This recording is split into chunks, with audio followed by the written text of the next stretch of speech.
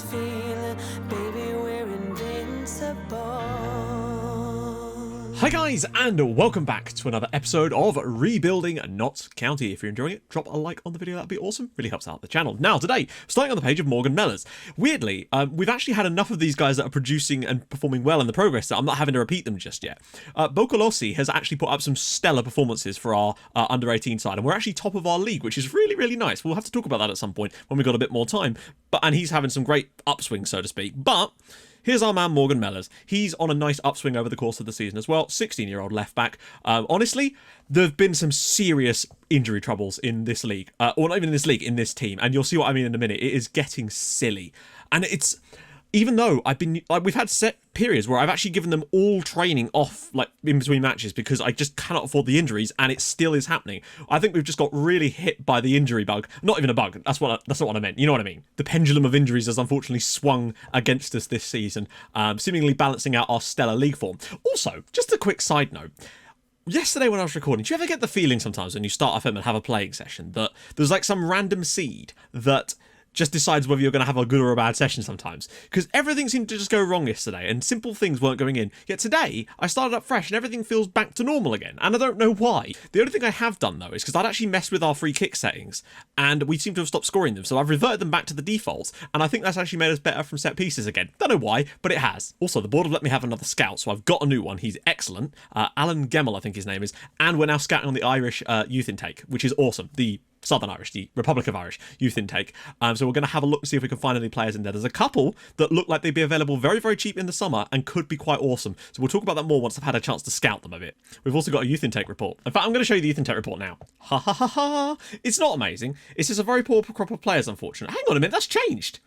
Okay, so it came through like about a week ago and it said we should be looking forward to this youth intake. But number of new wing backs, 2 top prospects in the centre of midfield. Okay, sure. Wing back who's rated very highly. That's really, really useful for us because we actually do play with wingbacks. One good young English central midfielder from Nottingham who has caught the eye. I mean, not surprised that he's from Nottingham. So, yeah, wingbacks and centre midfield seem to be where we're going to get the most out of our youth intake this year. Don't know how good it's going to be, but that gives me some hope, I suppose. Where, what, when, if do academy players play a part? No idea about FM. So, basically, they kind of hid them into the dev centre. The academy players are all listed in here, as you can see. Charlie Collins putting up some solid numbers, in fact, our young region. I might actually show him in an upcoming episode, but you can see what I mean about Bokolossi with this. So this is how you find them, and this is how you can see their sort of performance here. 7 wins, 3 draws and 2 losses in the league. We are currently top of that, and that is lovely. I do need to get some more under 18 staff at the moment, but we really have such a low budget that I can't afford them at the moment, particularly as our assistant manager has left and gone to Scunthorpe. So I've had to replace him with this guy called Trifan Prosser, who is a Welshman. He's a player, but he's retired to come be our assistant manager, and he's actually got better attributes than than Cox did. So I'm all right with that. I think we've upgraded, and he's on less money, which could potentially put into some of these. Those dodgy fullback headers still happen, but seem to result in a goal a lot less in FM9 than in FM19. I agree. I have noticed them a bit more, but what I would say is I didn't notice them so much in my Chelsea save, which makes me think that you see them more at the lower levels of football. And if that's the case, brilliant, because they don't really lead to goals in the same way that they were before. Occasionally they will, but that's just life. But I don't really see them in top games, which is pleasing because it means that it could be about the level, and that's great. Rumour has it Boldewijn is actually French, however I had to become Dutch because he's bad at football and the French can't have bad wine. Well, that's just not true, he's excellent. Unfortunately, we might not be seeing much of him for a while. More on that in a moment, and this is not good at all.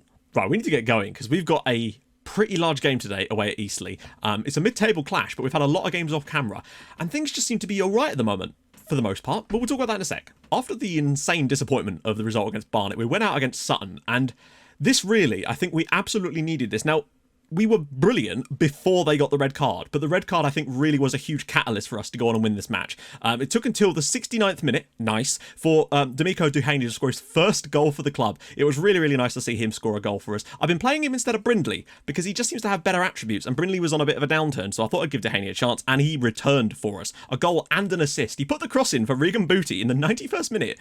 Booty scored a header from the edge of the area. It's not what you think, though, because the ball just sort of trickled into the net and the goalkeeper didn't move, and I don't know why. But the point is we got an amazingly important 2-0 victory away at Sutton, and I was hoping that would generate a bit more form for us.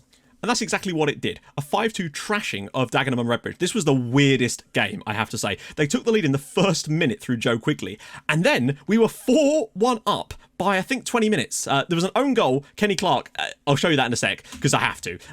Booty then scored. Boldivine then scored. Wes Thomas then scored, and we were 4-1 up inside 20 minutes.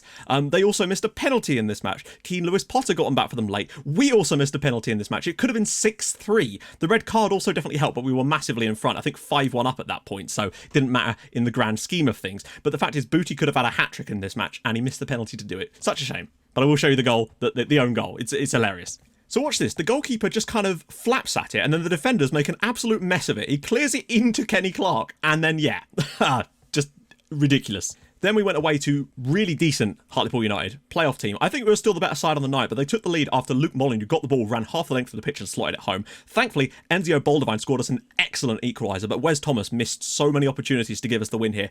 But we're still playing well. Possession was ours. Chances were ours. This is what I wanted, putting in these performances against the big sides, and we didn't lose, most importantly. But that midfield pairing of Booty, O'Reilly, and Doyle is really starting to pay dividends for us now, and I think sticking with it is the best thing we can do. And then we had a slightly struggling game against Boreham Wood. I mean struggling for them. They weren't even that bad. They had some opportunities. As you can see, McDonnell, their player, got the man of the match in a match where they lost 3-0. He wasn't that good, let's be honest. But it doesn't matter. Regan Booty scored again. He's been excellent this month. Really has been scoring goals. He won Player of the Month as well. Duhaney scored another one, but that was because I believe I had to bring him on further up because Boldivine picked up a slight knock. And then Wes Thomas added one in the 83rd minute to make it 3-0. Really comfortable. And Barnett scored a 90th minute equaliser. So they dropped points, most importantly. And then we went out and smashed Fylde by 5-2. Against the poorer sides, this was a 4-4-2 as well. We were just dominant in this one. 2 early goals. Boldivine scored. Matt O'Reilly scored an absolute thunderbolt. Wes Thomas that made it 3-0. The issue really, though, for me, is Enzio Boldivine went off injured in this game as well. And he is going to miss the rest of the season because it's the second player this year that's picked up a cruciate ligament injury. So we've had a broken ankle and 2 cruciate injuries. I was gutted. Absolutely gutted. McCrory also went off injured in this game. So we were all over the place. Booty played at left back again. But more goals to come. Nathan Tyson scored his first goal for us this season, in fact, first goal ever, and Ben Turner added one as well in another 5-2 victory. So good on the night, but really worrying in terms of the injuries. That's the real issue for us. Oh, and then in between that, Nathan Tyson also broke his jaw and is going to miss a month as well. The amount of injuries we're getting is insane. So as you can see in this game, Stephen Walker and Sam Osborne started on the wings for us, and I think that really made a difference. We just weren't good enough. Tommy Coult scored 2 goals for Hartlepool United, the second of which I need to show you because it is ridiculous, but I still think we should have done better. It was equally as good a performance as we put in the league, and we were unfortunate. I'll show you the goal though, because this was outright ridiculous. Watch what happens when this ball is just lumped aimlessly towards the goalkeeper. Like, what is he doing? He just has to catch that. That is some absolute nonsense to see that happen. So, real frustrating. We would have lost anyway, but it's an annoying one to have that one happen, and we are really struggling for players currently. I've had to bring someone in because we've just got no one on that right-hand side. Sam Oswald, I just don't think can cut it. But amazingly, all of that leaves us 1 point clear at the top of the league, but this time over Chesterfield. Barnet, they dropped a point in that game that we were talking about, but then they also had a game in hand, but then they managed to lose that. I can't remember who it was to, but Chesterfield are now the team to beat. We're a point clear at the top of the league with 54 points on the board. To give you an idea of just what that means in terms of other leagues, leagues that have played similar amount of games, the Championship, 41 points is what you would need to be top of that one. Obviously, they've played a few games less, but even if they won both of them, 45 points. This one here, 2 points off of the 48 points. The fact that we're only a point clear at the top of the league with 54 points is utterly just mesmerisingly good. And Barnet with 49 points, that's title winning form as well. It's crazy difficult at the top, but we're still hanging in there, thankfully. But due to all the injuries, I was forced to make another signing. I went out and got an emergency signing on that right wing, and here he is. It's O Souza. More importantly, he sounds Irish. I know. I think we signed him with Stockport too. I saw him and I was like, well, we know this guy can play right wing. Let's get him in. So yeah, he's actually capable of playing on both sides, which is so useful. He's on £825 a week, and that was not what I wanted, but we needed someone desperately to come in, and so we brought him in because I know that he had a good history with us in the past. So we're getting the band back together here, lads. So yeah, Irishman O Souza joins the club. Hopefully he'll be able to start today because we're going to need him, to be honest. It's not a good situation. I'm concerned. So key thing here, Chesterfield are away at Halifax. They'll probably win that. Barnet hosts Solihull. They'll probably win that. But Chesterfield have become our main rival. So that draw at home to them this year actually looks like it was an okay result. And the board gave us an F. Thankfully, the board didn't care about us going out of the FA Trophy, so that's useful. I'm going to bring out Osborne and bring in Sousa, because as much as he's not match fit, he's doing good. This I really like. Walker's going to have to play here because we're just completely out of luck on this side. Tyson's out. Bars is out. Boldivine's out. It's just everybody's gone.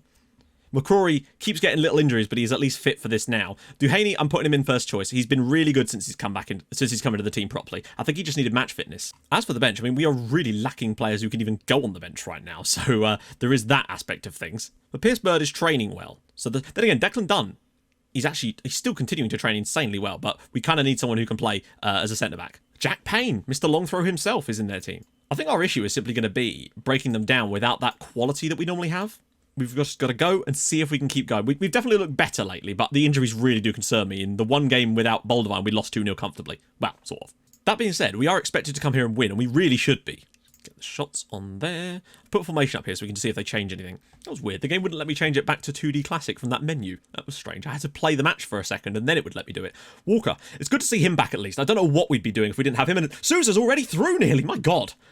He's got a good ball on him. I just don't think we look anywhere near as attackingly strong. Booty's ball in, and it's cleared away. It comes back to O'Reilly. He's got a long ranger on him, and it's smashed it wide. Because obviously Eastleigh are going to try and defend like mad against us. We've just got to try and break them down. Duhaney. He should be able to take on his man. Doesn't, but Thomas is in. Oh, why did he take that extra touch? Okay, interesting start so far. Thomas has peeled away, but that means there's going to be some space inside, and there's a lot of space, and Souza's in there, and that is an excellent chance for us, and we should be in front. I feel like if Boldevine is in the team, he probably scores that chance there. But Sousa's not fully match fit. There's all sorts of things in the problem. Oh, God. And Chesterfield are winning their match as well. Oh, my Lord. That looked like it deflected as well. I don't know. We just look like without the right without those players, it's deflected. Oh, yeah, it does deflect. It's going in anyway, but like Christ on a bike. I think it doesn't help that with the loss to Hartlepool as well, that's going to have dented the confidence even more. And Turner! Oh, it's an own goal by Callum MacDonald. We're level in the most remarkable way there. It's an own... What? For Wes Thomas. He's actually found one. Thomas is in again. Oh, and it's well saved. How are we not winning this? This genuinely feels like another case of because we lost that game to... Oh, watch this be a red card now. Yep. All right, cool. Yep, it's going to be one of those games. I don't know. Like, we had the opportunities to score goals in that first half, and now Michael Doyle's gone and really screwed us. Particularly with Chesterfield winning and Barnet winning. Like, we've done so well. It's not the end of the world. We've actually got back up in there. Because Booty can drop deeper and we'll have Mitch Rose, but he's not been good. I think the problem we've got now is down to 10 men. It's going to be so hard to impose ourselves on this game. And Turner! Look, you see this? We've hit the woodwork 4 times in 52 minutes. I'm just sick of hitting the woodwork constantly. An interviewer asked me, normally when you get 3, you get a prompted question, but we must have hit it more times than that in another game, because he was like, you've hit it an incredulous amount of times. I know. Duhaney's ball and Booty! O'Reilly drives it wide. O'Reilly, that's better. Picks it up. He's got to look in behind. He's found Wes Thomas. It's a terrible first touch, but he might still get the shot away. And what a save by Striker. I've seen so many of those go in this year, particularly in that game against Bromley. Who do we even change here? Sousa's been poor. No chance for us to change that one up. O'Reilly's been poor. Actually, O'Reilly has been really poor. And I might actually get Rose on for him. Maybe Pierce Bird for Oliver. I don't know. No, they'll probably score from another corner now, won't they? East. Sure. Okay, well, that's 2-0 to Eastleigh now. I don't know. We've had the opportunities today, they've just not taken them. And I think it's down to the quality of player, the lack of confidence, and yeah, 1 defeat and suddenly you're back in the mire again.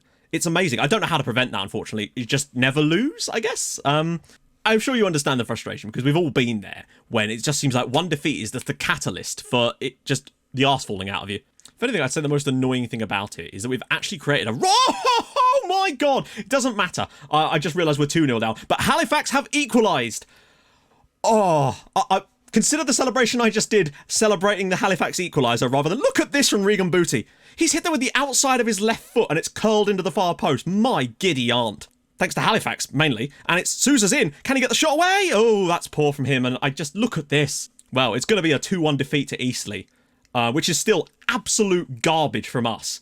Like, to actually concede 2 goals to these guys, both from corners in the same game, and then have... That's a lot of chances. That's the most chances we've created in a game for a long time. Probably since that Dagenham and Redbridge game, I think. And to lose that match with 10 men as well. Amazing goal from Regan Booty. And he's one player of the match as a result of that, again. But we stay top by virtue of that late equaliser from Halifax Town. But my God... I guess we're still top. That's all I can really say. We've been really bailed out by that late equaliser by McClendon. We do stay top of the league. Barnet do catch up again a little bit, but we're level on goal difference again with them. God, we've lost some weird old games this season. I've got to say, it's been strange. But that's life. I think the injuries are the real issue for us right now. Getting Tyson back will be the first step towards building the team. But the problem is, without Bars, without Boldivine, without those two, that's such a huge dent in our season for us. We're still going to keep plugging away. Plus 42 goal difference, by the way. Any other league would probably still be about 7 points clear. But hey, it shows you the competition. It's going to make things interesting, that is for sure. We're just going to keep plugging away, you know? Screw it. We'll do a double live com next because I'm going to be quite busy tomorrow, so I need to get an episode done. And not that they'd take that much less time, but also Stockport. Come on, I want to show you guys the Stockport. Oh wait, they're okay. Well, this could be an embarrassing one. We've got games against the bottom 2 clubs in the next episode as a double live com, so that should be an easy 6 points. But we'll see. Wrexham away is going to be quite difficult. Bromley at home, like we should. If we can beat Wrexham, then we should win the next 3 matches. Is the way I'm looking at it. But it just feels like that result there, it just killed the confidence again.